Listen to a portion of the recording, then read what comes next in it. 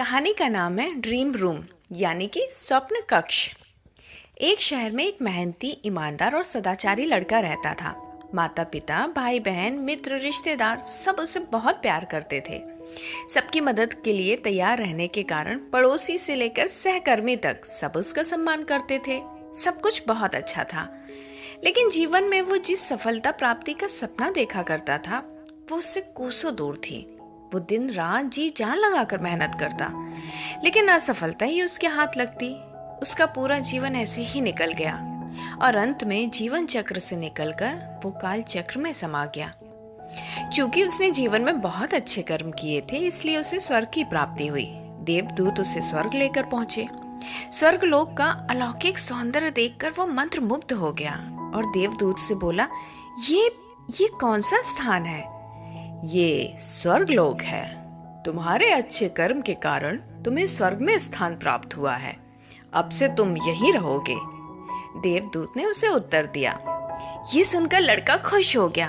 देवदूत ने उसे वो घर दिखाया जहाँ उसके रहने की व्यवस्था की गई थी। वो एक आलीशान घर था। इतना आलीशान घर उसने अपने जीवन में कभी नहीं देखा था।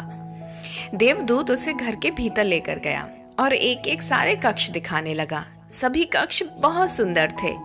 अंत में वो उसे एक ऐसे कक्ष के पास लेकर गया जिसके सामने स्वप्न कक्ष लिखा हुआ था। जब वे उस कक्ष के अंदर पहुंचे तो लड़का ये देखकर दंग रह गया कि वहां बहुत सारी वस्तुओं के छोटे छोटे प्रतिरूप रखे हुए थे और ये वही वस्तुएं थी जिन्हें पाने के लिए उसने पूरे जीवन मेहनत की थी, किंतु हासिल नहीं कर पाया था। आलीशान घर, कार, उच्च अधिकारी का पद और ऐसी बहुत सी चीजें जो उसके सपनों में ही रह गए थे।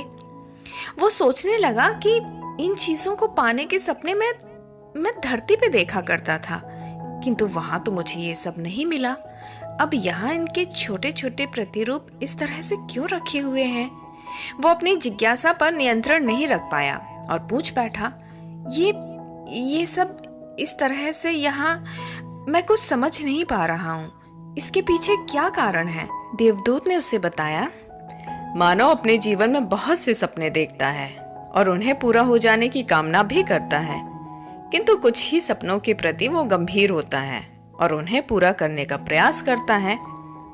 तभी ईश्वर और ब्रह्मांड मनुष्य के हर सपने को पूरा करने की तैयारी करते हैं, लेकिन कई बार असफलता प्राप्ति से हताश होकर और कई बार दृढ़ निश्चय की कमी के कारण मनुष्य उस समय प्रयास करना छोड़ देता है जब उसके सपने पूरे होने ही वाले होते हैं। उसके वही अधूरे सपने यहाँ प्रतिरूप के रूप में रखे हैं। तुम्हारे सपने भी यहाँ प्रतिरूप के रूप में रखे हैं। तुमने अंत समय तक अगर हार न मानी होती तो उसे तुम अपने जीवन में ही प्राप्त कर चुके होते। लड़के को अपने जीवन काल में की गई गलती अच्छे से समझ में आ गई, किंतु मृत्यु पश्चात अब वो कुछ नहीं कर सकता था। तो कुछ समझ में आया दोस्तों? किसी भी सपने को पूरा करने के पहले ये दृढ़ निश्चय कर ले कि चाहे कितनी भी मुश्किलें क्यों ना आए, चाहे कितनी बार भी असफलता का सामना क्यों ना करना पड़े, अपने सपने को पूरा करने की दिशा में तब तक प्रयास करते रहेंगे जब तक कि वे पूरे नहीं हो जाएं। अन्यथा समय निकल जाने के बाद ये मलाल रह जाएगा कि काश मैंने थोड़ा प्रयास और किया होता।